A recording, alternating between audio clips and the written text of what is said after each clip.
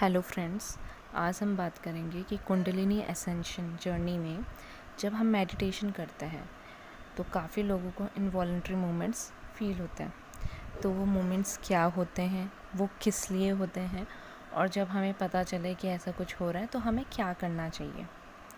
देखिए, जो kundalini ascension process है ना, kundalini awakening is different, fully awaken kundalini is different. ठीक है। जो फुली अवेकन कुंडलिनी होती है is the that fully blossom flower. जिस तरह से एक फ्लावर पूरी तरह से ब्लॉसम होता है, उसमें भंवरें आए, चाहे वो फ्लावर टूटे, कुछ नहीं, फ्लावर का काम क्या है, सर्विस टू मैनकाइंड। इसी तरह से एक ट्री है, उसमें फ्लावर्स आ रहे हैं, उसमें फ्रूट्स आ रहे हैं, that is called the full blossom kundalini.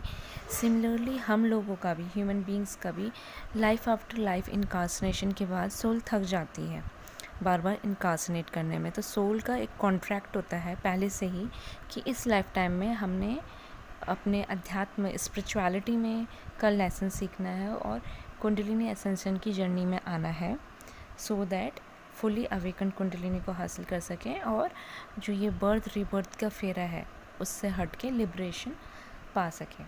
तो जो कुंडलिनी अवेकनिंग है ये बहुत फेजेस में होती है। ऐसा नहीं है कि एक दिन आपकी कुंडलिनी शक्ति जागृत हुई तो दूसरे दिन आप फुली अवेकन्ड हो जाओगे। It's a long process.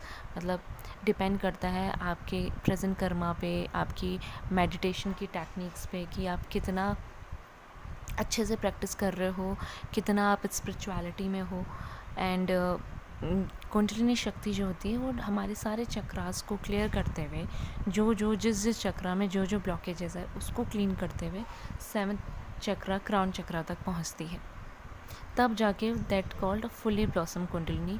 उन between that initial stage to the last stage there is a huge journey. बहुत लंबी जर्नी होती है।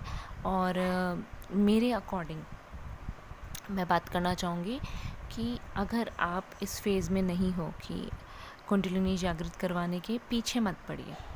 It's a process of nature. जैसे नेचर को पता है कब प्लांट को पौधे में लेके आना है, कब पौधे से, मतलब कब सीड से पौधा बनाना है, कब सीड से एक प्लांट बनाना है, कब प्लांट से ट्री बनाना है, कब ट्री में फ्लावर्स आएंगे, कब ट्री में फ्रूट्स आएंगे। It's a process. ठीक है, ये नेचर ने खुद डिसाइड किया है। तो जिस इंसान को कुंडलिनी एसेंशन होना है, कुंडलिनी एनर्जी एसेंड होनी है, तो सर्कमस्टांसेस ऐसे बनेंगे, नेचुरली एसेंड हो जाती है। अगर आप बहुत लॉन्ग मेडिटेशन प्रोसेस ले रहे हो कुंडलिनी एसेंड करवाने का, या शक्तिपात के थ्रू आप अवेकन करवा रहे हो, शायद वो हो भी जाए, लेकिन आपकी बॉडी, आपका कॉन्शियसनेस शायद उस लेवल के लिए रेडी नहीं है, और फिर उसके साइड इफ़ेक्ट्स भी बहुत होते हैं।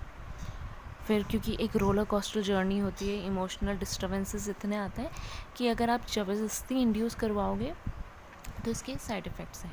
हाँ, अगर ये आप इस प्रोसेस में हो, आप ऑलरेडी आपके सर्कमस्टांशियल के कारण एक स्पॉन्टेनियस वे में कुंडलिनी एसेंड हुई है, तो आप एकदम सही उसमें हो और आपको प्रोसेस करते रहना चाहिए, मेडिटेशन करते रहना चाहिए।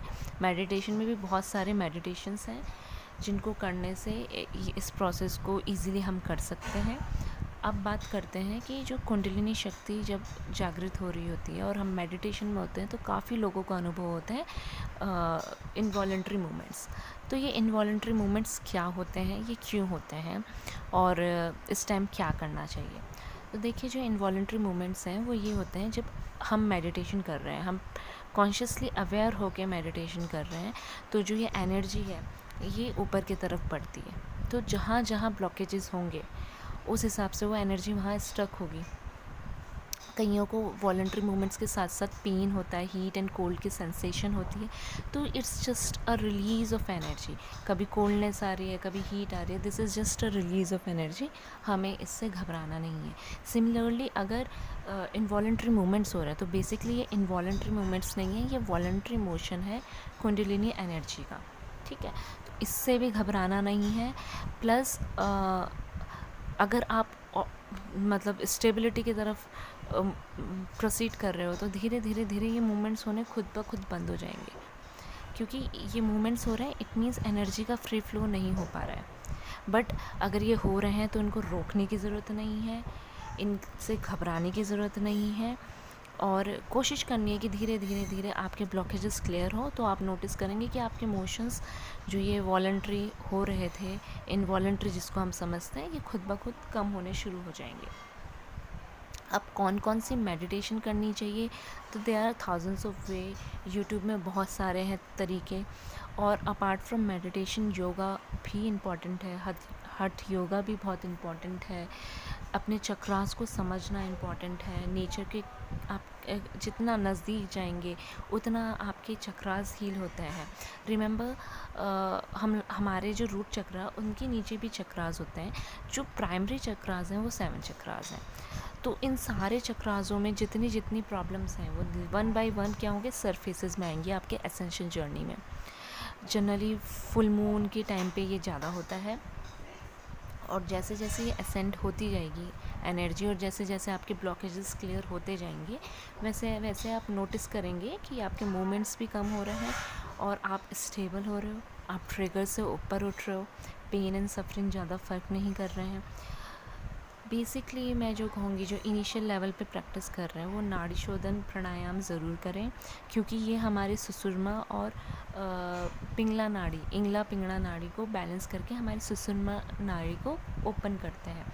तो जैसे हमारी ये जो दोनों नाड़ीज़ बैलेंस होंगी तो हमारे डिवाइन मैस्कुलाइन फेमिनाइन पार्ट्स दोनों के दोनों बैलेंस्ड होंगे। और जो हमारी एनर्जी है ना वो एसेंड होते हुए जो लास्ट ग्रंथ होता है, हमारा पहला ग्रंथ हो गया ब्रह्म ग्रंथ, देन आगे विष्णु ग्रंथ और रुद्रा ग्रंथ, उसको क्लीन करते हुए ऊपर जा सकती है, 7 चक्रा में जा सकती है, so that fully awakened kundalini आपकी एसेंड हो सके। रिमेंबर, इस प्रोसेस में बहुत ज़्यादा रोलर कोस्टर प्रोसेस ये होता है। इस प्रोसेस में अपने आप के साथ हम्बल रहिए, अपने आप की केयर कीजिए और प्रोसेस को सरेंडर कीजिए जितना हो सके। अपना ख्याल रखिए, अपने आप से बहुत सारा प्यार कीजिए। होप आपको ये अच्छी लगी हो वीडियो।